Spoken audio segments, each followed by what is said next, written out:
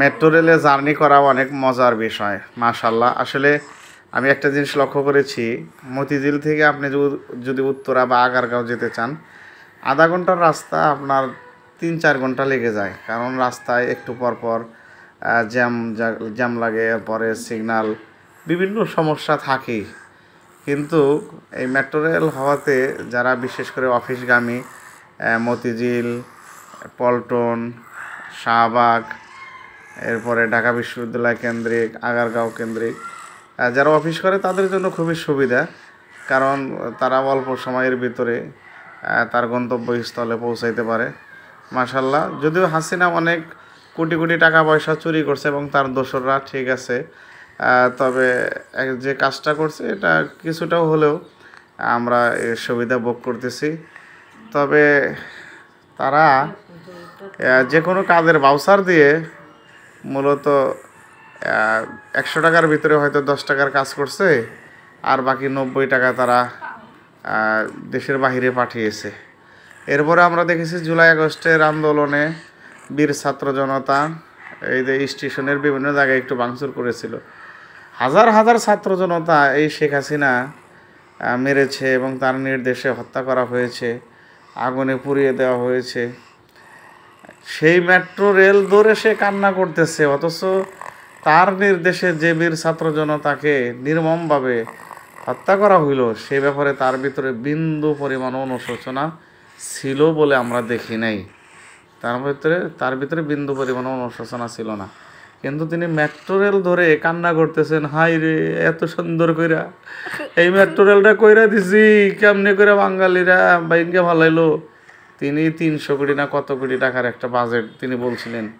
এরপরে সেই ডাইনি শেখ হাসিনা বলছিল যে এটাকে মেরামত করতে বা এটা ঠিক করতে মিনিমাম 1.5-2 বছর লাগবে।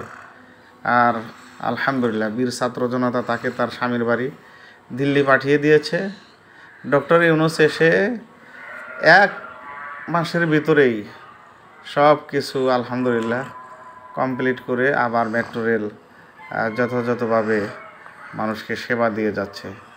সম্মানিত প্রিয় ভাইরা, দুর্নীতিমুক্ত, ভারতীয় দালাল আধিপত্য মুক্ত, রাজাকার মুক্ত এবং সন্ত্রাস চাঁদাবাজ মুক্ত, সুদ ঘুষ মুক্ত যদি আপনারা এই দেশকে এগিয়ে নিয়ে যেতে চান তাহলে বাংলাদেশ জামাত ইসলামীর কোনো বিকল্প নাই।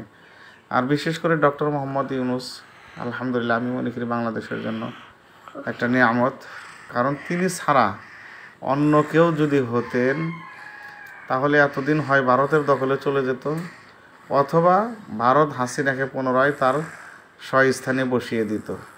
কিন্তু ডক্টর মোহাম্মদ ইউনূস হওয়ার কারণে ভারত বাংলাদেশের অনেক সুযোগ সুবিধা তো হারিয়েছে এবং পুনরায় যে হাসিনাকে দেশে ফিরিয়ে দিবে বা তার আসনটাকে, তার চেয়ারটাকে ফিরিয়ে দিবে, এর চিন্তাও তারা করতে পারে না।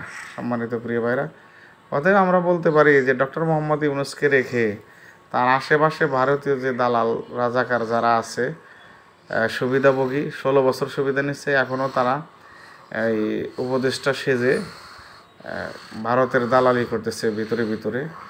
তাদেরকে হটিয়ে বা তাদেরকে সরিয়ে দেশপ্রেমিক, ন্যায় ইনসাফ প্রতিষ্ঠাকারী যারা আছে এদেরকে ওই সকল জায়গায় বসানো এবং এই বাংলাদেশে 16 বছর যারা আওয়ামী লীগের চামচামি করছে তাদের দিকে সজাগ দৃষ্টি রাখা, যাতে তারা রাষ্ট্রীয় কোনো গুরুত্বপূর্ণ স্থানে বসে কোনো দালালি করার সুযোগ না পায়। আরেকটি কথা বলবো যে আগামী জাতীয় সংসদ নির্বাচনের আগেও আমাদের কিন্তু চিন্তা ভাবনা করতে হবে যে হাসিনার কোনো দোসর কোনো চেয়ারে বা আসনে বসে আছে কিনা। এইটা আরেকটা বিষয় আপনাদেরকে অবশ্যই ফলো করতে হবে যে আওয়ামী লীগ এবং বিএনপি কিন্তু একই মুদ্রার এপিঠ আর ওপিঠ।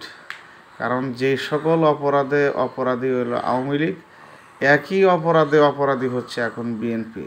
কারণ তারা যে সকল জায়গা থেকে চাঁদাবাজি, বিভিন্ন অপরাধ সংগঠিত হয়েছে বা করেছে, ওই সকল জায়গা থেকে কিন্তু বিএনপির নেতাকর্মীরাও একই কাজ করে যাচ্ছে। অতএব বিএনপির প্রতিও আমাদের সজাগ দৃষ্টি রাখতে হবে।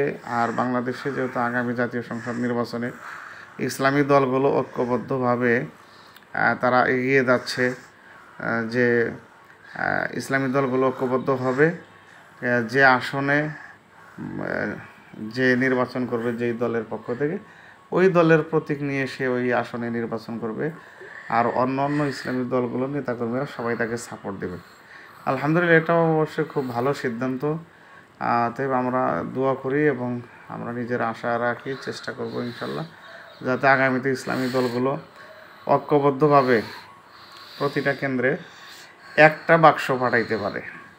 আমরা এই জন্য নিজেরাও স্ব জায়গা থেকে তাদেরকে সাপোর্ট দিব এবং আমরা ঐক্যবদ্ধ হওয়ার জন্য চেষ্টা করব ইনশাল্লাহ। নিজেদের ভিতরে ছোটোখাটো যে মতভেদ ছিল, আছে, এটা থাকবে, কিন্তু আমাদের চিন্তা রাখতে হবে যে বৃহৎ স্বার্থের জন্য ছোট ছোট যে ক্ষুদ্র স্বার্থ আছে সেগুলো আমরা অবশ্যই ত্যাগ করব ইনশাল্লাহ।